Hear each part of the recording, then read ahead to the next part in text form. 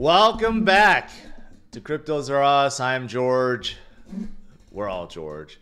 So, welcome to another market open stream. Happy Monday. Today, we are off in a good way. Bitcoin and crypto is coming up. The US market looking like it's going to open in the green. So, what's going to happen this week? I say we better get ready for Bitcoin's next big move, major move. So let's do it, guys. Let's do it. Welcome. We're starting out today at 110.8. Hey, it's better than where we were. We fell down recently, a few days ago, down to 103. And people were panicking. All these people, all these sad, miserable people came out and said, whoa, it's the bear market. Bull run's over. You know, we better prepare for the 70s, 60s, 26,000 according to Andrew Tate. Well, we didn't go down lower. We stood there for a little bit, for a few days, and now we're climbing back up like usual. Okay? Don't let all these miserable people scare you. All these guys that got liquidated, they felt horrible and they wanted to bring you down with them. That was the theme, okay, over the weekend and last week. You had so many people turn miserable, turn bearish, quite simply because they lost their money. They lost all of it, okay, from the liquidations. And we had some more happen between yesterday and today. But you know what? Bitcoin doesn't care about that. Bitcoin will continue to do what it's doing. Okay, it will consolidate. It will go sideways. It may dip down a little bit. And then it picks itself back up. And then move in a major way. That's how it's always been.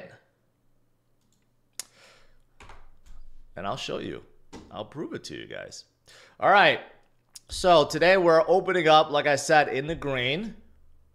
The U.S. market, pretty green right now. Last week, we've had 4-5 days, almost every single day, a lot of up and downs, and you know, overall turned out to be not such a good week. Okay, but we are opening up in the green. I expect this week to be green. Wall Street will probably realize that all the scary things that were being talked about last week will be solved. And, you know, after a big correction week, usually things appear cheap again, right? So I think this will be a good week all around for U.S. markets, for crypto, and there's many reasons for that besides just, you know, having a down week. The government shutdown, that's still ongoing. Third longest in history. But the thing is, Wall Street doesn't really care about government shutdown. And normally speaking, based on history, government shutdowns are great for markets. After a government shutdown, markets soar for the next 100 days and for the next year. Okay, so this could actually be a good thing. And then I just saw something about White House saying that this will be over this week. Well, hopefully, at least, even if it's not over by this week, we do get someone to go and release the CPI data, which I heard they were going to, but I don't know if they will. Getting CPI data will be pretty important, okay? Knowing whether inflation is going up or down, right? At least send one person in to pull it off their computer. But there's other things that we will be missing this week, like jobless claims and all these other stuff that we're supposed to get. They don't even list on here anymore because no one's go retrieve the data. That's just how it is. They can't send one person in to retrieve the data.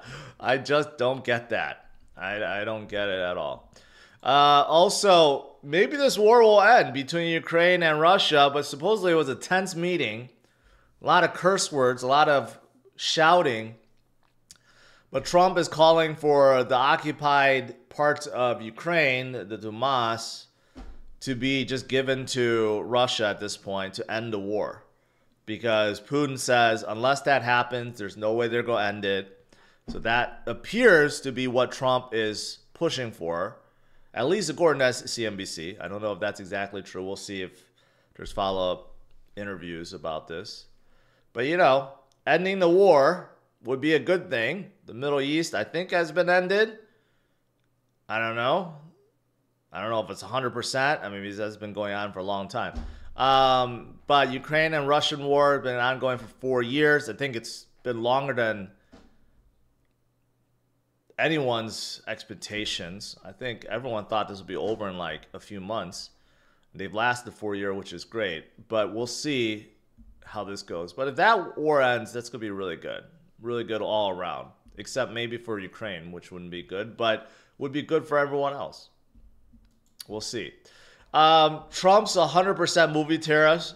There's still a lot of talk about movie tariffs. Or just tariffs in general, not movie tariffs. I don't even know why I have this up. I mean, this really doesn't relate to anything other than there's still a lot of tariffs ongoing. And that's another thing that we're waiting to be resolved. The biggest one between the U.S. and China. And supposedly both sides are going to talk at the end of this week. But I have a feeling there's going to be more talks ahead of that meeting. And we may hear some more good news about that this week. Okay? So let's see. Let's see what happens. So I think that's another thing that Wall Street's expecting that will be resolved sooner than later. Yep. All right. Now moving on to let's move on to some crypto stuff, Bitcoin stuff. All right. First of all, I didn't notice this, but maybe some of you guys did, that Amazon AWS had another outage. It doesn't seem like no matter how much servers and data warehouses and whatever that they have, they seem to have a whole lot of outages. And no matter how redundant they are with everything that they're building in, failovers and redundancies and all that stuff, they still have outages. And unfortunately, we depend on a lot of dApps, or apps, I should say, that reside on them. So Coinbase, their mobile app went offline. Robinhood was disrupted. I think they're fixed now. But we tend to see that a lot, especially during very peak moments, right? When you want to go on and make a trade and you realize you can't because it's offline. See, this is one of the problems with centralized services or servers that are not decentralized. And no matter how big they are, AWS is probably the biggest cloud provider in the world, okay? And despite the billions upon billions upon billions and billions and more billions that they put into it to make sure it doesn't ever go down, they still go down quite often. And what's my point to point this out? Well, I mean, this is one of the advantages for decentralized dApps and also, you know, blockchain and having distributed, you know, compute around the world. Not only compute, storage, you know, data layer, you know, connectivity. This is why Bitcoin's awesome and why so many other crypto, they're awesome too, because they have nodes that are spread throughout the world, thousands, tens of thousands, right? And it's virtually impossible to knock down, to take offline. And that's why crypto is the future. In the future, like maybe 5 more years, 10 more years, we will start getting some dApps, widely used dApps, used by millions of people, and they will reside on your iPhone or Android device. And for a majority of people, they won't even know it's a dApp. But those will be more resilient because they won't need to live on AWS or Azure or Oracle Cloud or Google Cloud. They'll just reside with their own network or on top of something like Solana or Sui or XRP Ledger or AVAX. And that's going to be the future. And you don't need to waste billions upon billions of dollars. So, yeah. So the future's bright. We just need someone to create these dApps that will be used by millions of people because we just don't have those right now. But DeFi, obviously, is picking up so that people can trade, on these DEXs or derivative platforms, right? So we're getting there, but not quite there yet. All right, what else? 189 million liquidated once again. This time in reverse. This time the short side, because we started coming up, right? A lot of people, this is human nature. They get greedy and they also, fall for the FUD. So after last week, obviously a lot of people piled on their shorts. They piled on thinking, well, you know what? Everyone's saying it's going to go down, so I might as well join in and throw some shorts out there. And we got 200 million liquidated. And on top of that, that whale, they call it a Trump whale, and a lot of people think it's Barron Trump, that shorted the market right before that tariff tweet and made a whole bunch. That whale decided to amp up his short. Okay, so I don't know. According to this, he put a lot into, shorting Bitcoin once again. Obviously, since Bitcoin started recovering, it is down. It's not liquidated. It will be liquidated when Bitcoin goes to 150,000. So there's still a while for that to happen, right? But people are now calling that person that supposedly got inside information, either he was really lucky or he did get insider information, but now he's predicting the market wrong. So, you take your pick. But everyone is rooting for him to get liquidated. And no one outsmarts the market makers. Okay? No matter what, the market makers win. And right now, quite frankly, there are just way more shorts than longs. Because the longs have basically disappeared. They've been wiped out. There's so much more shorts waiting to be liquidated than longs.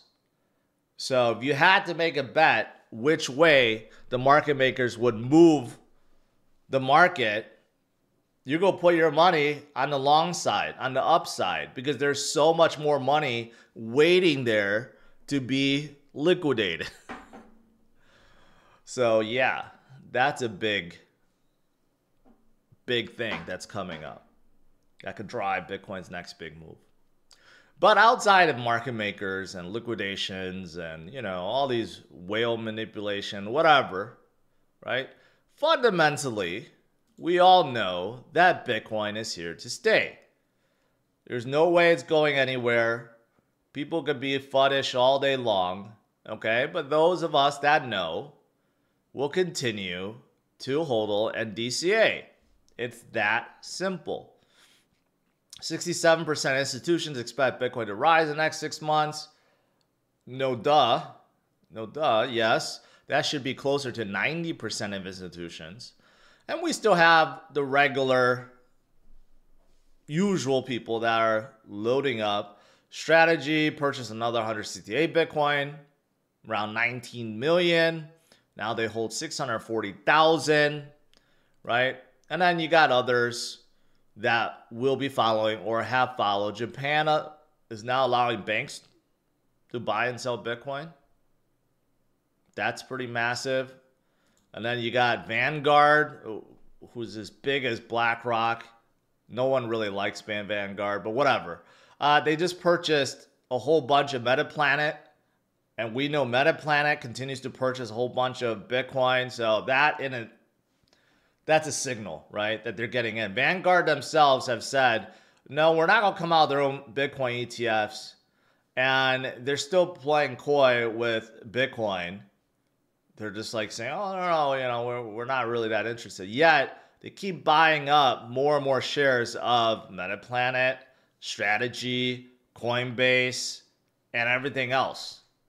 So their actions speak louder than words, for sure. They are definitely interested, and they are definitely involved already. Again, like BlackRock, it's probably not a good thing long term. You don't want these guys to control Bitcoin or vast majority of supply. But short term, while they are loading up, it will be good for investors. But long term, no, not so good. That's why you got to grab as much as you can before it's all gone. Yep. And then you got a Bitcoin mining company that increased their holdings by 65, 66. Now holding over 2,126, right? Again, the fundamentals of Bitcoin continue to be strong. Very, very strong. This is what it looks like right now versus 2017, 2 cycles ago. Same story every single time. Yeah, you know, again, most people have short-term memories when it comes to Bitcoin and crypto. Every time we go down, people are like, yeah, this is new. This is something we've never seen before. This is disastrous. Okay? But if you just take a second to look at what has happened before in previous cycles or previous years, then you realize it's actually quite normal. And we have seen it before. And it has been worse before. And yet, we continue to recover and move forward. People just like to scare themselves. You are your own worst enemy. I'm sure you heard that before.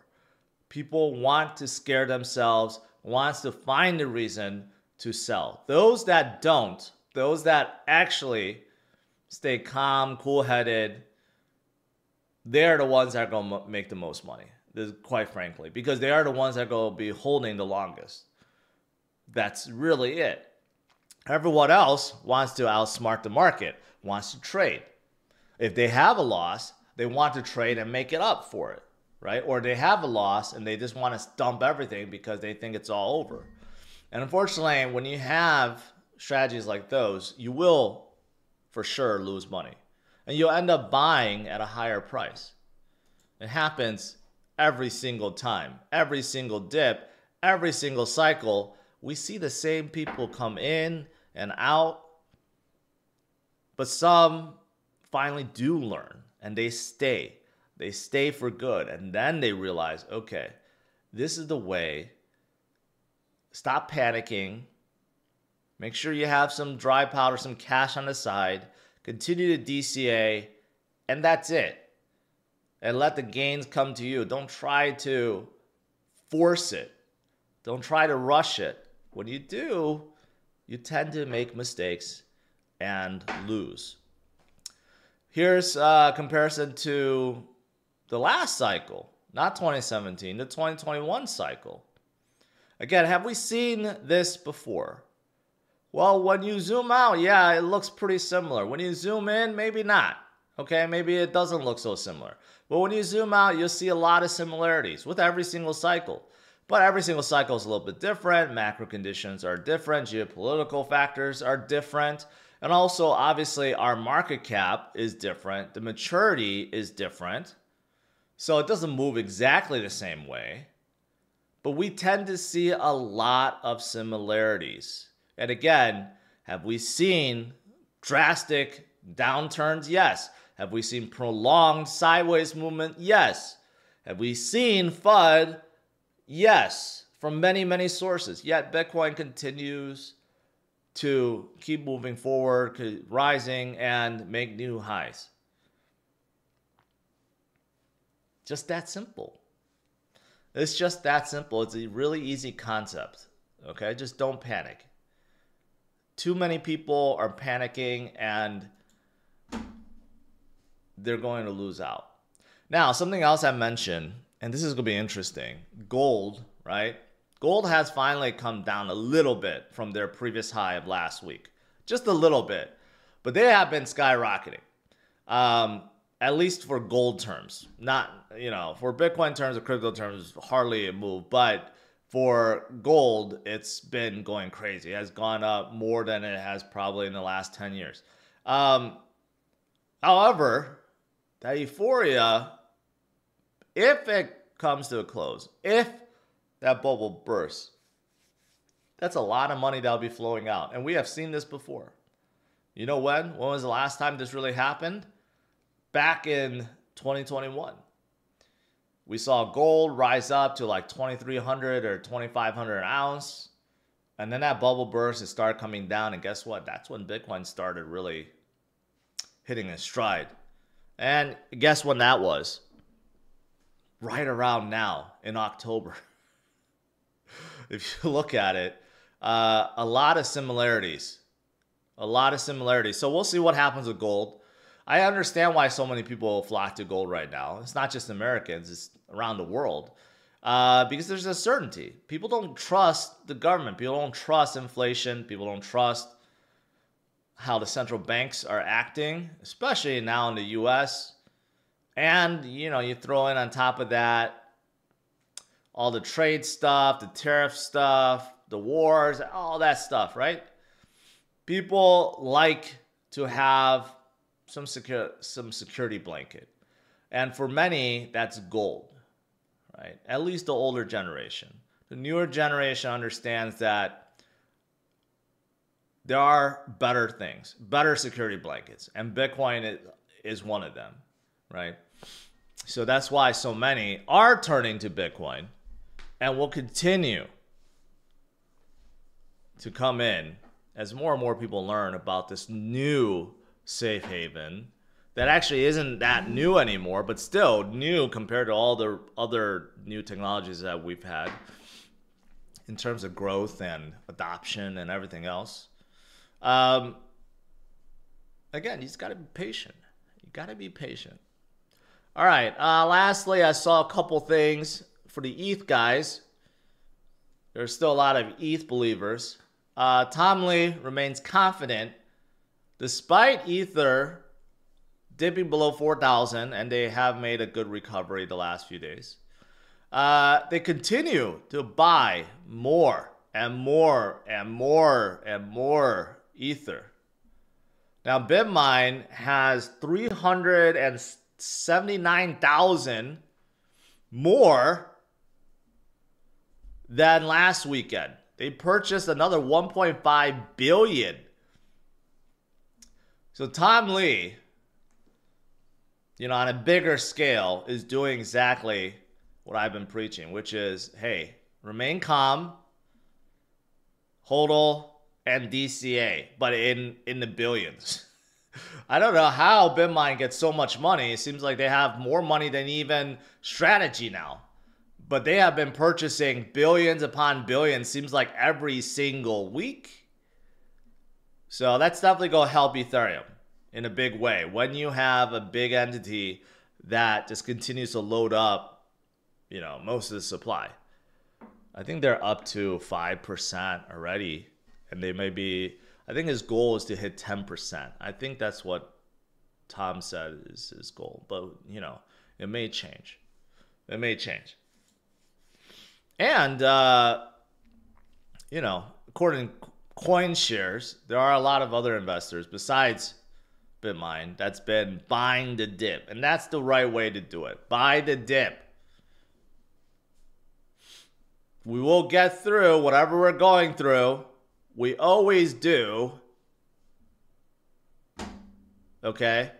So you just got to stay strong. Don't fall for the FUD. Especially from all these pretenders on X or on YouTube that flip-flop every single time we have a small little correction. And you could tell who they are. They're just faking it. They don't actually believe in what they're saying. I do. That's why I had the same message over and over and over again. And that is why also, whenever we do have a dip, major dip, my numbers actually go up and not down because people realize that I am authentic, I believe in what I'm saying, and everyone else they're watching is just all phonies.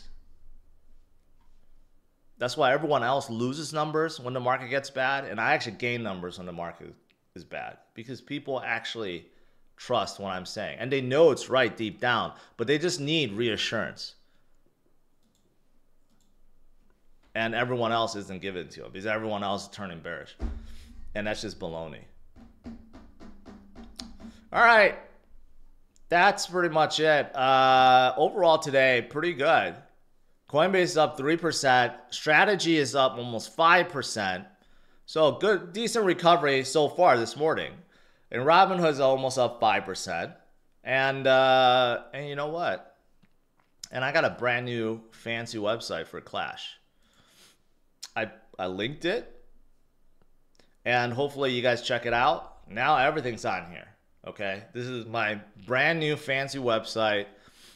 It tells you everything you need to know, right? And then the new giveaway page looks so much better, so much fancier. All the past winners are listed here. It tells you exactly how much was rewarded, right? And all you had to do is enter your Sol wallet. You need to do the math. That's just giveaways. That doesn't even count the tournaments, and we had 4 tournaments. If you put it all together, that's probably over. I think it's at least 100 Sol that I have given away through prizes and just giveaways. Okay, and we're like 5 weeks in, probably 6 weeks in now. Okay, so it's amazing what we're doing. The holders continue to go up. More and more people are coming in. There are more headaches, I would say, because I had to deal with a lot of cheating this weekend with our last tournament. And you know what? But it's a learning process, and I'm going to figure it out. All right? And I have other ideas too, including coming out of staking, vesting. There's a lot of things, more partnerships, more awareness, and other things that's being worked on, right? So I'm really proud of this project. I'm going to continue to talk about it. This is no longer a test or a side thing. And people in Discord know that because I'm in there all the time. Okay.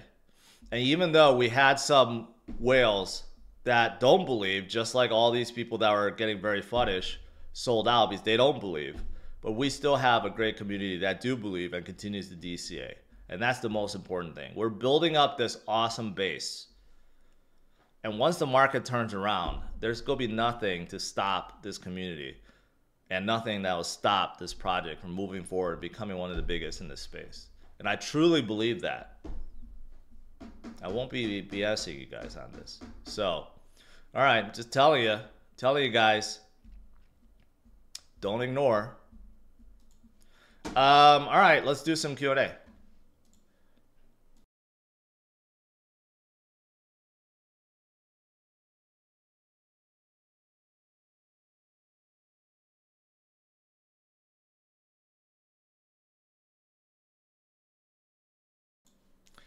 Blazo, $10 super chat. Appreciate it. Appreciate it.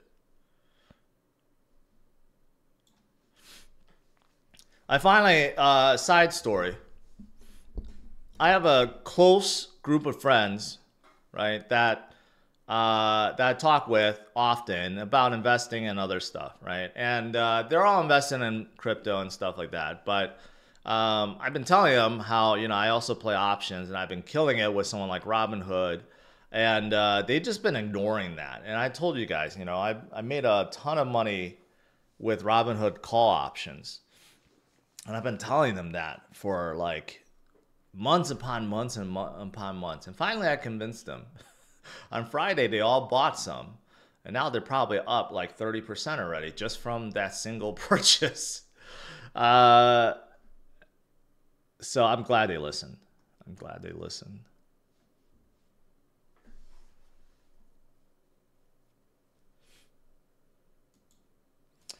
Sol's back to 192. It's above this 186, which is good. Being below that wasn't good. Next stop, back to 219. I think what we want to see Sol is above this 220 mark. And then ETH just got done saying Tom Lee buying another 1.15 billion. They're above 4,000, so it's good for them. Chainlink having a huge recovery day, up 10% today. I don't know what happened with Chainlink. So there was something about Chainlink I missed. Yeah, but I forgot what it was. BNB getting awfully quiet recently. A lot of FUD around BNB and Binance. And I say it's warranted FUD. And, you know, they're cooling off.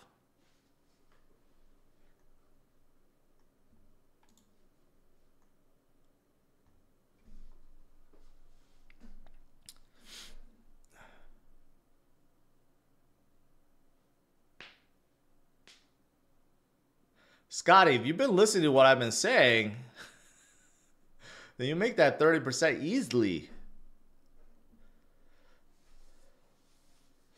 Is the chart for BTC showing diminishing returns, forming a bull flag or fifth Elliott wave? Well, there's obviously going to be diminishing returns because Bitcoin every cycle gets bigger and bigger and bigger. So it can't have the same kind of percentage gains as before. In 2021, I don't know, it's like 1,000%, right? And then, I mean, 2017 was 1,000%. 2021, I forgot. It was like 300% or something like that. This cycle, I don't know where you calculate it from, but if you calculate from a bottom from 15,000 to where we are, you know, we're like 400%, 300%, or more than that. So I actually don't know where you calculate, or if you calculate from the peak of before. So if you calculate from, let's say, like 69,000 to where we are now, that's like a 30% or something. So I think maybe that's where you cut, like from the previous high. I don't know. I actually don't know where they measure that from.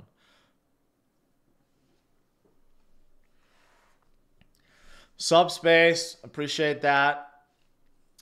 The Clash community is strong, and I'm going to introduce so many more things into it. It's not going to be like any other community project. There's too many that are just stale, and they got big by luck, by timing, whatever. But now, they just sit idle, twiddling their thumbs. I am not. I'm not going to make it like that. I'm going to keep pushing in meaningful ways. Not just pushing, but yeah, in meaningful ways that I think will help the project grow. T-Rev, thoughts on Cardano for end of the year? Cardano has become awfully quiet recently, but I think it will pick up. It always does.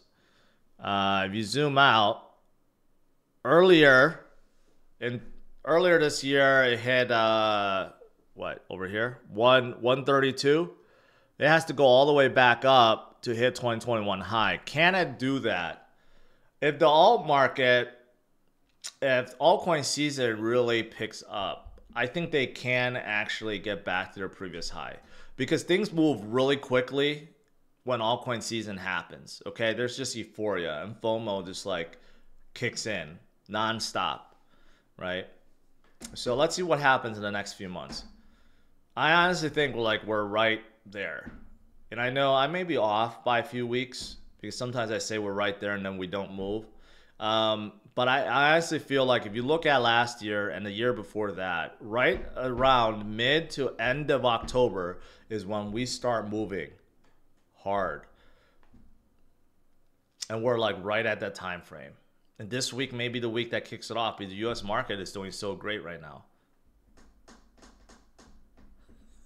Alan, how many trophies are you up to?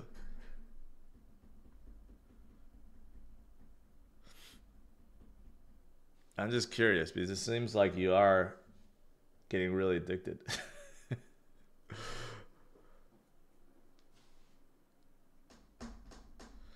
6K. Oh, okay, that's not bad. That's not bad. You're getting up there. I don't know how true it is, Chit Chat says, but there's a wallet that's going around short of Bitcoin before the tariff. That same wallet long 230 million yesterday. One of Trump's. A lot of people think there's a few of them. Okay, so first of all, there's a few whales that's been doing it. But a lot of people think one of them is Barron Trump. Okay, and he's making a killing with these announcements. So hopefully it never comes out that it is him, because he will be in deep trouble. Because he has all this inside for information that he's not supposed to have, and he represents obviously the Trump family. But you know, I have a feeling we'll never know. But if he makes one mistake where he sends the crypto to a wrong wallet, that's a known wallet for some, you know, that's being tracked and stuff, you got to be very careful. When you have that much visibility, you know, the transactions never go away.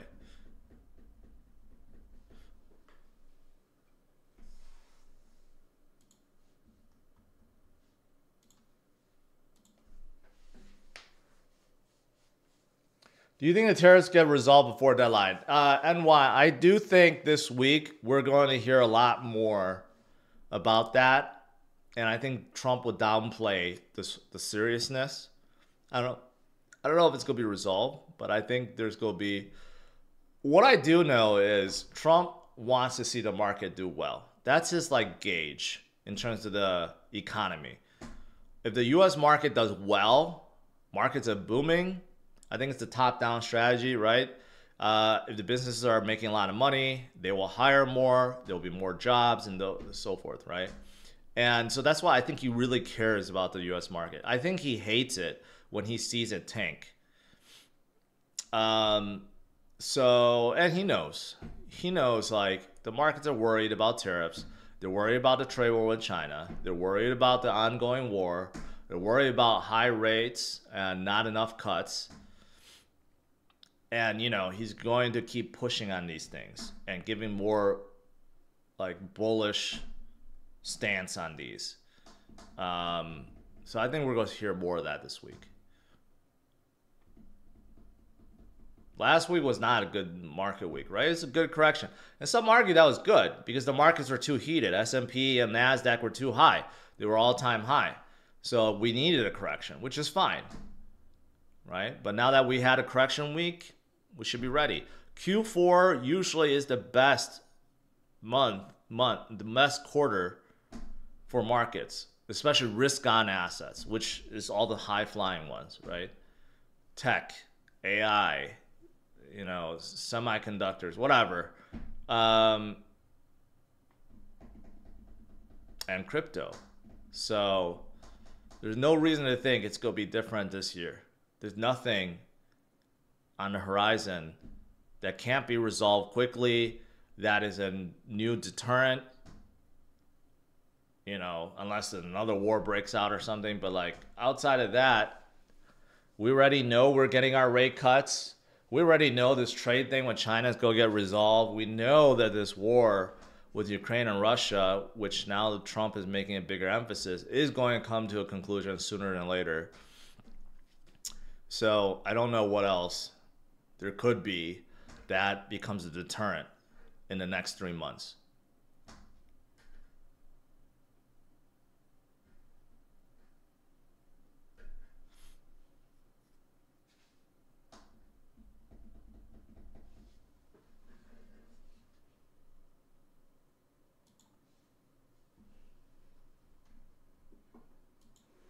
How many holders are we up to? Yeah, 6,600 holders. Should be a lot more than that. Should be a lot more than that. But we will grow. We will grow. We'll 10x that for sure.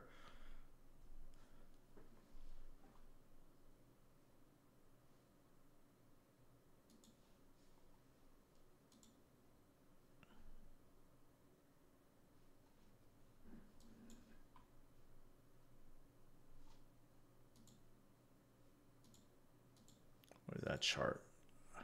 I'll just leave this chart.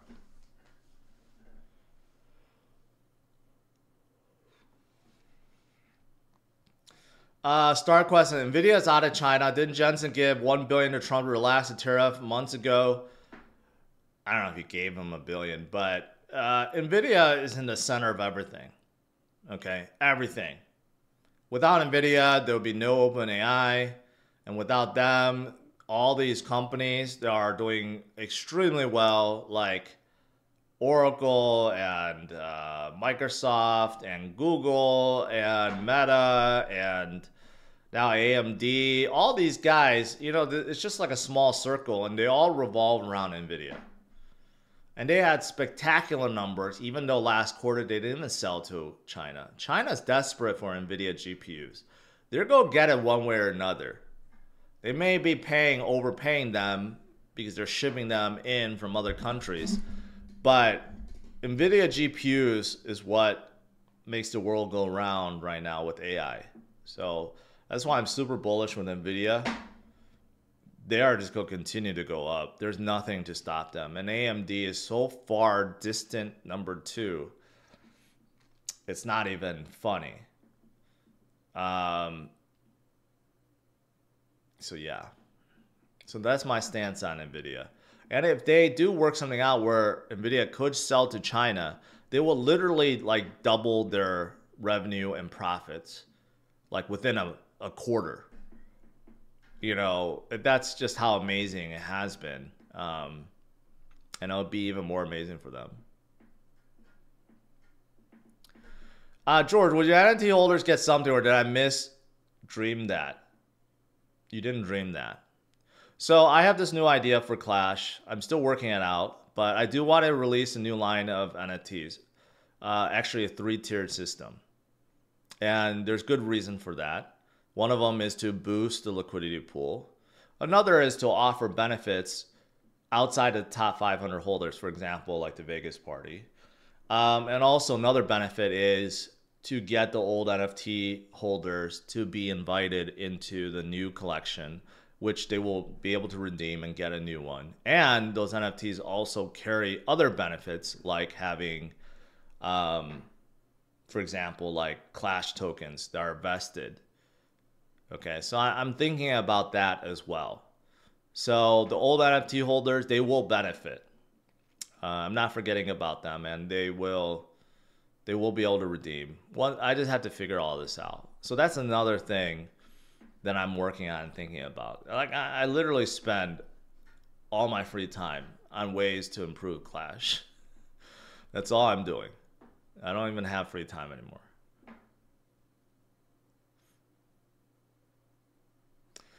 This whole AMD deal is really fishy.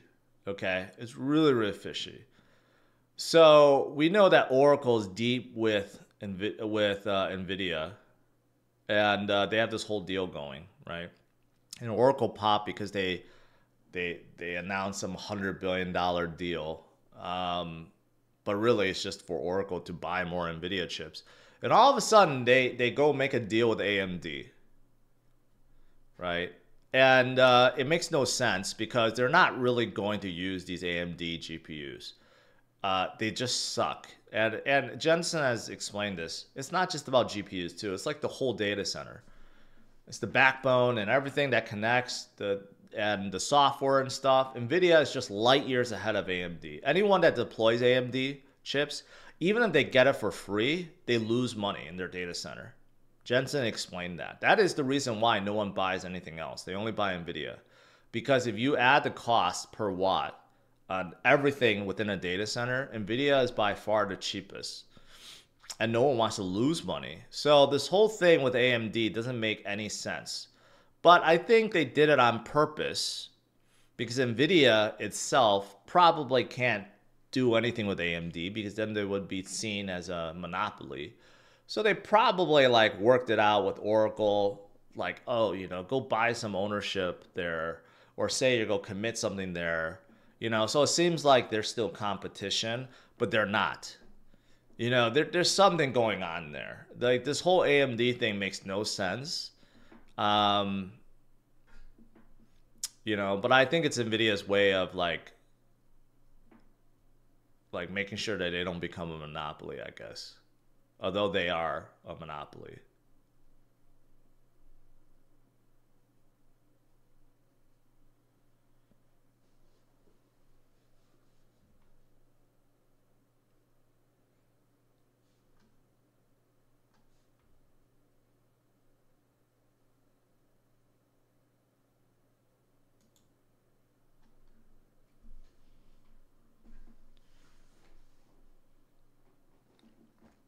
Yeah, there's no doubt. AMD makes good GPUs. I mean, CPUs.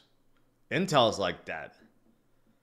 And that's so stupid. Intel was by far the dominant CPU maker. When I was growing up, no one wanted anything but Intel. Their high-end chips were always the best and fastest until they kind of screwed up, I don't know, management or whatever. AMD's, Ryzen's started getting really good. And now I think they're still called Ryzen's, but they're like the best desktop CPUs you could buy. Even gaming-wise, productivity-wise, they're just better. But all these mega tech companies, they're not buying the CPUs. They're buying GPUs. That's why AMD is so far behind.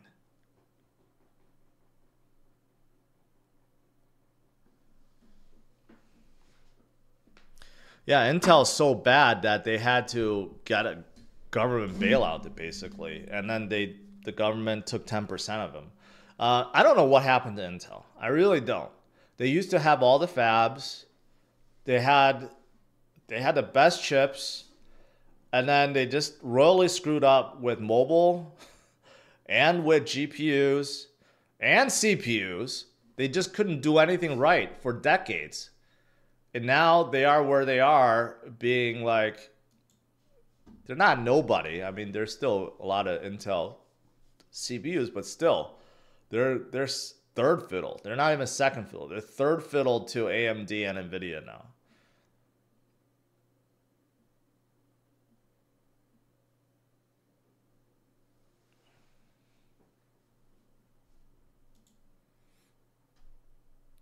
It seems like this has frozen or something. Like it's not moving. Oh, because it's all Coinbase data. I think Coinbase data is all frozen right now. I'm like, why are these not moving? Okay, there we go. So that moved a little bit. We were actually a little bit higher. We're at 111. Now we came back down. But like this Coinbase one is just not moving at all. All the Coinbase data from on TradingView is all not working right now.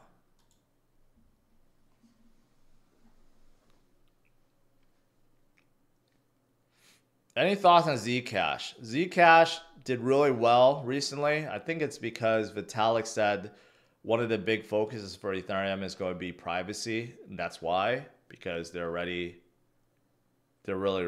already relevant and there. But I don't know. I just think governments are not going to like it. They're going to ask all the exchanges to delist it, which most have already. So I personally just don't hold any.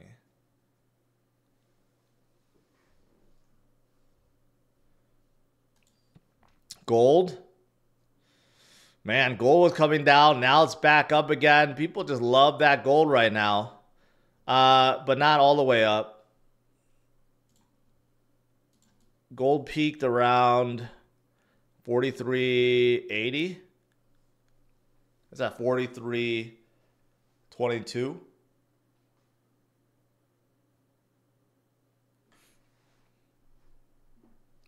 Waiting for that gold bubble to burst.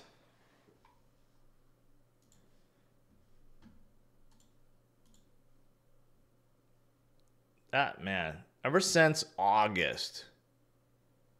Yeah, and September is when gold broke out. From about 3,400 to where it is now. It was about what, $700?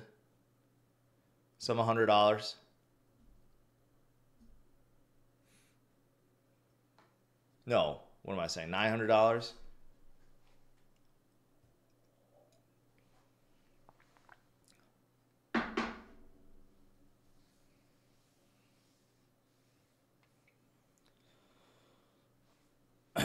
Yeah, Coinbase is having problems, guys, because of AWS. And same thing with Robinhood. I thought it was resolved, but I guess it's not. AWS is having problems right now, and Coinbase and Robinhood live within AWS.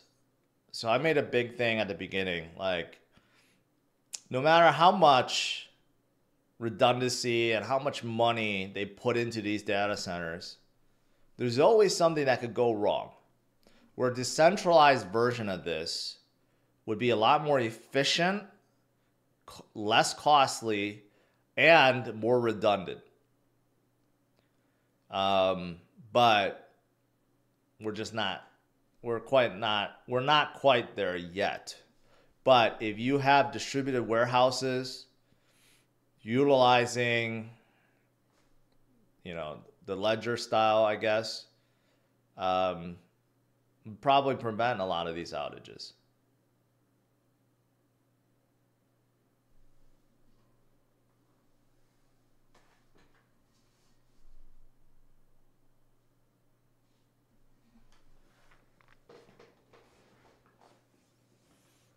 One day, we will have a lot of dApps on our phones that millions and millions of people use, and they won't even know that they're living on a ledger, but they will be.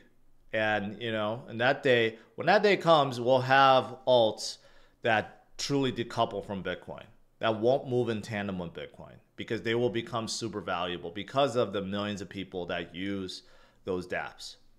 We're just not there yet, but that will be coming in the next 5 to 10 years.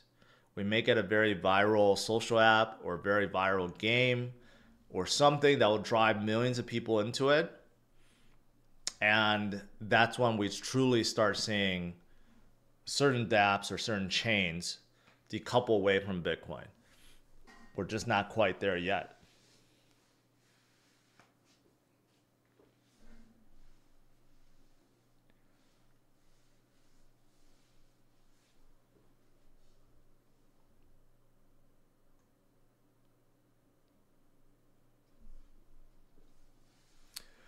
Does Ledger support Clash? Can I deposit Clash into Ledger? I'm pretty sure they do because it's a Sol-based token and they support Sol.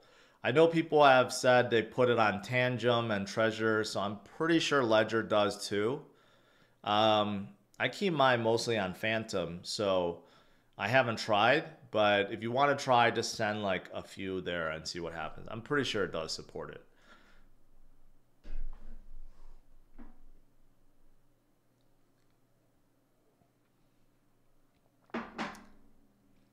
Ledger works. Yeah, great. That's the good thing. If you have like a Sol-based token, basically any of the wallets that support Solana works.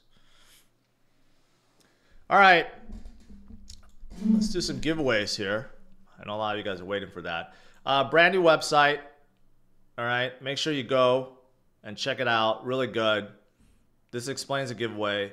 I may be upping the Clash for tournaments and giveaways. So if you want to be eligible, make sure you stay up to date and make sure you have enough. All right, let's do a refresh here. All right, so we got 2171 entries. Again, you just have to enter your wallet address. Don't like connect or anything like that. All you have to do is enter your public address. All right. And if you hold a little bit more than the minimum, then you'll get a bonus. Well, I set this to 0.2 because of the tournament. I'll just keep it at 0.2, but I'll do 4 giveaways. Okay, I'll do 4 giveaways, and let's see what happens. And a lot of times people get the multiplier bonus because they have more. See, like this guy right here, he has 41,000 Clash. So rather than 0.2, he's getting 1.5 multiplier, gets 0.3. Congrats, first person. Second person, again, 20,638, gets 1.5 multiplier, 0.3. That's the second. Third one, no multiplier, but has 2,200. Congrats, third, and we'll do a fourth one.